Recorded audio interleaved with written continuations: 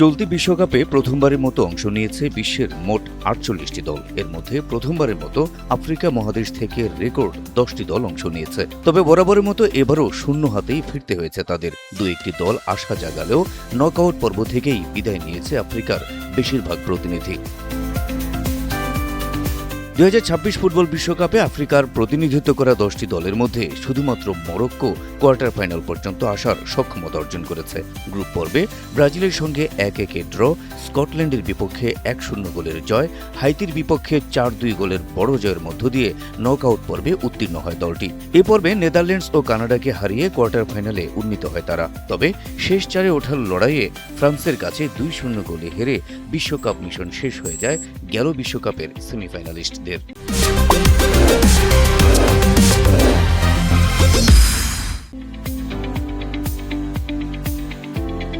African প্রতিনিধিদের মধ্যে তুলনামূলক ভালো খেলা অপর দেশটির নাম মিশর। গ্রুপ পর্বে বেলজিয়ামের সঙ্গে ১-১ ড্র, নিউজিল্যান্ডের বিপক্ষে ৩-১ ব্যবধানে জয় এবং ইরানের সঙ্গে ১-১ ড্র করে নকআউট পর্বে পৌঁছে যায় তারা। নকআউট পর্বে অস্ট্রেলিয়াকে টাইব্রেকারে ৪-২ গোলে হারিয়ে শেষ ১৬তে জায়গা করে নেয়।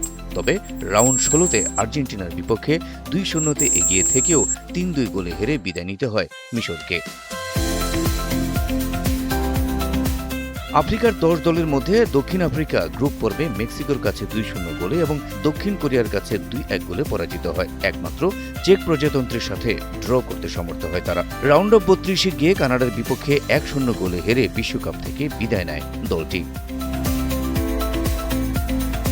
আফ্রিকার প্রতিনিধিত্ব করা সেনেগাল গ্রুপ পর্বে ফ্রান্সের কাছে ১-৩ গোলে, নরওয়ের কাছে ২-৩ গোলে পরাজিত হয়। তবে ইরাকের বিপক্ষে তারা ৫-০ গোলের বড় ব্যবধানে জয়লাভ করে রাউন্ড ৩২-এ উন্নীত হয়। তবে রাউন্ড অফ ৩২-তে বেলজিয়ামের কাছে ২-৩ গোলে পরাজিত হয়ে বিশ্বকাপ মিশন শেষ হয়ে যায় তাদের।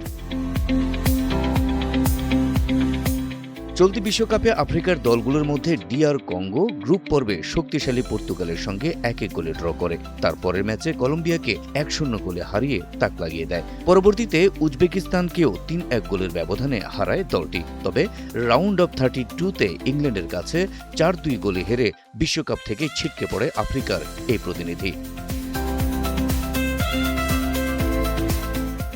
আফ্রিকার প্রতিনিধিত্ব করা অপর দলটির নাম আইভরি কোস্ট। দলটি গ্রুপ পর্বে ইকুয়েডরকে ১-০ গোলে হারায়। পরের ম্যাচে জার্মানির কাছে ২-১ গোলে পরাজিত হওয়া আইভরি কোস্ট ২-০ গোলে হারায় কুরাসাওকে। তবে নকআউটে এসে নরওয়ের কাছে ২-১ গোলে হেরে বিশ্বকাপ মিশন শেষ হয় তাদের।